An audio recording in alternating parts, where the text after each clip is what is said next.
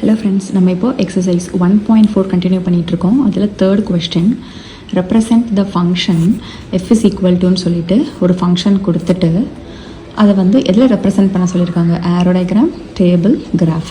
ஓகேவா? ஸோ நம்மளுக்கு கொடுத்துருக்கிற ஃபங்க்ஷன் என்னது? ஸோ நம்ம இதை வந்து ஆரோ டயக்ராம் வச்சு ஃபஸ்ட்டு பண்ணலாம்.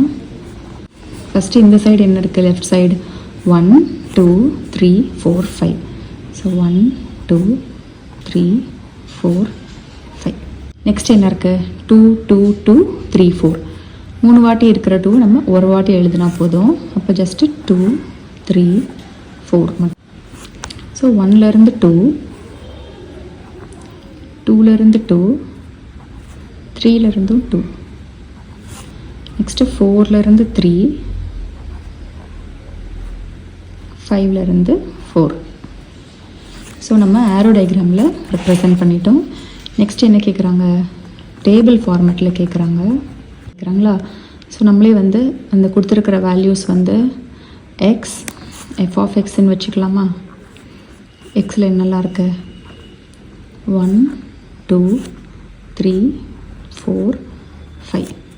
எஃப் ஆஃப் எக்ஸில் என்ன இருக்குது? 2 2 2 3 4.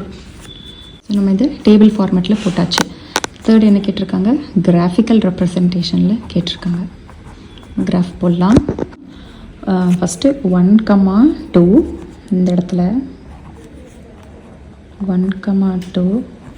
நெக்ஸ்ட்டு 2, 2வா? அப்போ இந்த பக்கத்துலேயே போடுங்க. நெக்ஸ்ட்டு 3, 2. நெக்ஸ்ட் என்னது? 4, 3. நெக்ஸ்ட்டு 5, 4.